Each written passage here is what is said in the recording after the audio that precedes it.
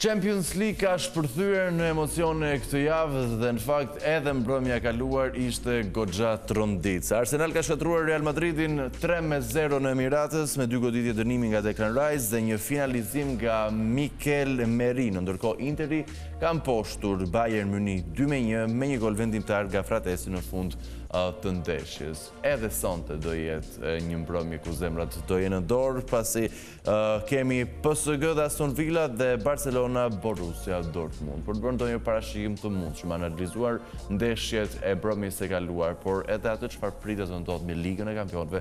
Sot jemi në studio me Erion Xhafin, opinioni sportiv. Mirëmëngjes, mirë se vjen. Mirëmëngjes, mirë se u gjeta. Erion, e nisim me Arsenal Real Madrid, cili zënë këtë fitore të Arsenalit. A ishte kjo fitore një sinjal që londinezët janë gati për kupën e vendit të parë? Shiko, nuk e përcakton dot se Arsenali ka vite që është një nga skuadrat që prodhon futbollin më të mirë, futbollin më të mirë europian, por është një skuadër që asnjëherë nuk e konkretizon me trofe. Dhe kjo e ka bërë gjithmonë atë skuadrën e bukur, por skuadrën me limite.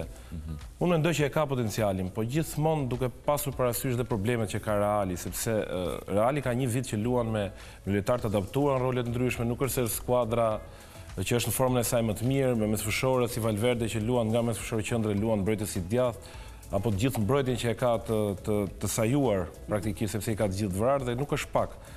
Por që dje ka bërë një hap shumë të rëndësishëm dhe të eliminosh Realin e Madridit, dashi pa dashi. Ka një historik fantastik në Champions. Dashi pa dashi e pretendent kryesor.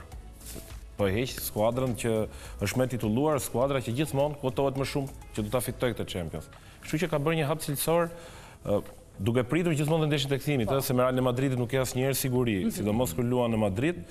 Kështu që kjo e bën akoma më të bukur ndeshjen e kthimit. 2 gola nga goditjet e dënimit të Declan Rice. Arteta i ka bërë punë të mirë, më sa duket, organizimin të mirë. Shiko, ato nuk ishin thjesht 2 gola, ato ishin 2 kryevepra, sepse njëri më i bukur se tjetri dhe janë ato që hapën rrugën pasaj për këtë 3-0, si ishte goli i parë dhe goli i dytë. Dhe normalisht të tillë lojtarë dhe të tilla nivele diferencën e bëjnë pikërisht lojtarët me shumë kualitet dhe një nga këto është dhe Rice, nuk është paguar pak dhe normalisht edhe i duhet justifikojë ato pagesa. Takimi i rëndësishëm ishte gjithashtu edhe i Bayern me Interin. 6 herë kampioni këtij kompeticioni, por kjo nuk mjaftoi më sa duket. Jemi në periudhën ku përsëritemi pak me fjalët me skuadrën dhe Bayerni dje vinte me 6 lojtarë mungesa nga titullarët, që do të thotë 6% e 11-çes që e ka startuar këtë sezon, kështu që është e vështirë. Është e vështirë kur përballë ke një skuadër si Interi, që është cinike, është një skuadër e kujdesshme, është një skuadër që ka nerva të forta për të qëndruar në mbrojtje dhe me ato pak aksione që krijon, sepse dje 2 herë shkoi tek porta e Bayernit, shënoi 2 gola. Kjo është e vështirë. Tani jemi në një fazë ku diferencat janë shumë të vogla dhe bëjnë atë ndryshimin e ndeshjes dhe bëjnë ato kualitetet, siç tham për Rice dhe këtu Lautaro, Thuram. Por prap janë të hapura, unë prap them janë të hapura, pavarësisht i avantazhit të Interit. Mirë, se unë dua ta nxjerr gjithë keqen me Realin, edhe për të justifikuar atë rezultat të marrë, po ndonjë arsye sepse humbja është e thellë, 3-0, ndoshta mungesa ndonjë lojtari. Unë e preka pak, ka shumë mungesa. Ka shumë mungesa, pothuajse repartimi i mbrojtjes. Kush bën diferencën? Kjo është ideja, nuk është Reali që po shkëlqen, edhe pse kryeson në titujt, në çmimet para, ka rekordin krahasim me çdo skuadër tjetër. Ku po çedon në këtë kohë? Reali ka rekordin si klub, si mentalitet. Edhe ditët e vështira, Reali gjithmonë pretendente. Por mos harrojmë që unë prandaj thash, një mbrojtje komplet të inventuar, të sajuar në momentet e fundit, me mesfushorë që merren për mbrojtje. Mbrojtësi Majt luan te Alaba, që është një lojtar që pothuajse ka një vit që nuk luan nga dëmtimet. Modric është në një moshë të madhe që nuk tani me gjithë dashamirësinë se është një nga futbollistat që më të mirë të kësaj kohe të kësaj dekade që është prodhuar, por që problemi është mosha, 37 vjeç. Ka rikuperoj Real Madridi flas. Tani në Bernabeu ndeshara. Vetëm një skuadër që mund të mbajë shpresë në një rezultat 3-0 në Bernabeu është Real Madridi. Se unë besoj për këtë skuadër tjetër, do kishim thënë që janë mbyllur llogaritë dhe nuk ka më mundësi rekuperimi, por që madhështia që ka ky klub, unë them që e bën akoma që ti ta hapur si ndeshje. Ti Erion vetë me cilën skuadër je?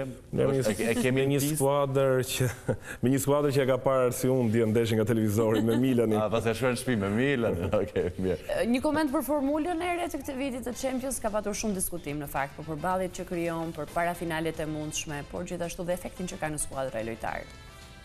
Problemi i formulës ishte viti parë dhe unë them që akoma do të nxjerren konkluzione. Por atë që kërkonte kjo formulë, unë them që arriti, që ishte që përfshinte dhe skuadrat disi më të vogla, për të bërë dhe një tur më tej. Dhe përfshirja e shumë skuadrave si Lille, apo shumë skuadra që nuk ishin të llogaritura, që do të ishin në fazën e 16 më të mirave, në fazën finale. Unë besoj që formula arriti atë të saj, nuk i vjen mirë disa klubeve sepse e pan veten jashtë klube të rëndësishme, sepse kjo formulë ta jep mundësinë që deri nëse me formulën e vjetër ti në 2 ndeshjet e para kuptoje rrugtimin tënd, këtu tashmë duke pasur 8 ndeshje me 8 skuadra të ndryshme, ke me skuadrat elitare, po ke edhe me skuadra më të vogla, kështu që e ke gjithmonë mundësinë që ti jesh brenda këtij kompeticioni deri në fund. Dhe unë besoj që paktën për atë që është dizenjuar që arriti atë pritshmërinë që kishte UEFA. Mirë. Erion, dale pak të mbrëmja e sotme, cilin duel pret me më shumë entuziazëm? Paris Saint-Germain Aston Villa apo Barcelona Borussia Dortmund? Po cila nga këto ndeshje prodhon më shumë interes përgjithësi? Tani, normalisht Barcelona Dortmund për emrat e skuadrave. Pavarësisht se edhe Dortmundi nuk është në momentin e saj më të mirë, por kemi një Barcelonë që unë them që është skuadra më në formë në Europë në këto momente bashkë me Paris Saint-Germainin. Unë besoj që këtu ka, sepse Borussia është një skuadër që luan një futboll të hapur dhe Barcelona është skuadra që ditë prodhoj futboll. Dhe normalisht kur kemi dy skuadra që nuk mbrohen, kur kemi dy skuadra që tentojnë të luajnë futbollin e bukur, gjithmonë spektakli është i garantuar. Ndërsa tek Parisi me Aston Villa do të kemi ndeshje llogarish, sepse Aston Villa ka një trajner si Unai Emery, që është një trajner shumë i kujdesshëm, kuron shumë pjesën taktike të skuadrës dhe do të jetë, duke pasur parasysh që ka një skuadër më me kualitet përballë që është Paris Saint-Germain, do të jetë e përqendruar për rezultatin. Po ka patur edhe një sezon të mirë në Premier League Aston Villa. Aston Villa, që në momentin që është afruar Unai Emery tek para 2 vjetë e gjys tek Aston Villa, u pa ndryshimi. Sepse mori një skuadër që po luftonte për mbijetesë, praktikisht shkoi në Europë. Vitin tjetër u kualifikuan në Champions dhe këtë sezon sot është tek 4 më të mira dhe nuk është pak. Te 8 më të mira të fal. Edhe nuk është pak. Kështu që sezonin vazhdon e bën mirë. Parave, se kështu e kemi quajtur gjatë. Shiko, deri dje ka qenë skuadra e parave, sot është skuadër e vërtet. Dhe është i pari vit që unë them Parisi është skuadër e vërtet. Sepse pikërisht largoi emrat, largoi ato figurat që mund të shisnin bluze, sepse kishte krijuar një skuadër ku ishte Messi, Mbappé, Neymar, Sergio Ramos. Mosha të mëdha me përjashtim Mbappé, mosha të mëdha, po jo të përqendruar tek sporti. Dhe njerëzit e identifikonin se skuadra e bluzeve. Sot ka një skuadër ku vrapojnë të gjithë, ka një skuadër ku janë të gjithë përkushtuar me detyrat që jep trajneri Luis Enrique, dhe u pa me Liverpoolin që ishte një skuadër e vërtet, sepse të dominosh Liverpoolin në 180 minuta, besoj që është diçka shumë e vështirë. Dhe jemi herët për të lexuar një fitues? Ka nga ata që i bëjnë llogarit si superkompjuteri Opta? Jo, nuk e di tani, llogarit gjithmonë shkojnë ke Reali, po me atë që ndodhi dje, llogarit ran poshtë, kështu që po. Unë them që jemi në virus ke kompjuteri dhe tash duhet presim se me të vërtetë është bërë vështirë, por Parisi dhe Barcelona them në këtë fazë, me formën që po kalojnë, them që skuadrat pretendente. Ata do të jenë. Do jenë në finale. Besoj do jenë deri në finale sepse edhe shorti nuk i përplas bashkë deri në finale, kështu që po vazhduan me të njëjtën formë. Besoj që mund të shkojnë të dyja. Mirë, në qoftë se ndalim pak tek historiku i skuadrave, sa fitore ka Barcelona, sa fitore ka Paris Saint-Germain nuk ka asnjë Champions. Asnjë Champions. Paris Saint-Germain është skuadër e bërë nga parat. Po dalim prapë ke parat, është skuadër e re, nuk është skuadër që ka Champions, ndërsa Barcelona më duket se ka 7, mos gaboj 6 është, apo më duket se është 6, se 7 është Milani, se s'du që ta barazoj me Milanin. Nuk do që ta barazosh me Milan, me të drejtë tifoz me Milanin që jemi. Në qoftë se ndalemi pak, ndoshta mendoj është akoma më me interes. Në qoftë se ndalemi pak ajo çfarë e përkombëtarën shqiptare në qershor. Kemi dy ndeshje shumë të rëndësishme, njëra me Serbinë e tjetra me Letoninë. Ndoshta analizat e mëdha nuk do jenë tek ajo çfarë pritet ndodh me Letoninë sepse vjen pas ndeshjes me Serbinë, por zemrat i kemi në dorë. Pam çfarë ndodhi me Andorra në Air Albania, pam çfarë ndodhi në Wembley me Anglinë, por nuk e dim se çfarë do ndodh me Serbinë. Me Serbinë është diçka që na prek nga ana emocionale dhe prandaj merr një vlerë historik. Ka një historik dhe ka një vlerë të veçantë. Por që këto janë dy ndeshjet tona. Sepse nëse ne duam të pretendojmë, duke hequr pjesën emocionale, por duke bërë llogaritë e pikëve, që se duhet pretendojmë që të bëjmë diçka për kualifikuesit e botrorit, rivalet tonë janë Serbia dhe Andorra dhe Letonia. Sepse Andorra pritet që të jetë skuadra ku të gjithë do marrin pikët dhe asnjë nuk duhet gaboj. Anglia është ajo skuadra që të gjithë do lëm pikët dhe kush do ta arrijë, sepse do mundet, sepse është e vështirë. Ka një humbje më të vogël?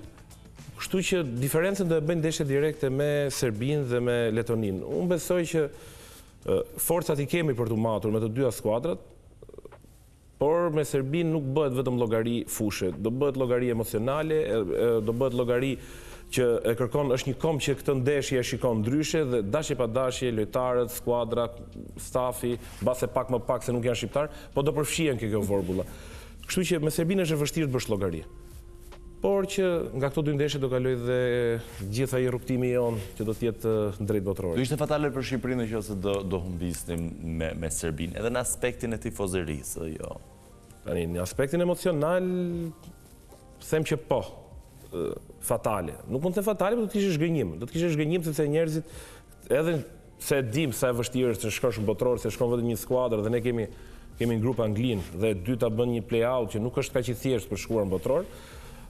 Normalisht mund të identifikohemi me këtë fazë edhe me fitoren me Serbinë, duke marrë një kënaqësi ndryshe nëse nuk shkem në botror.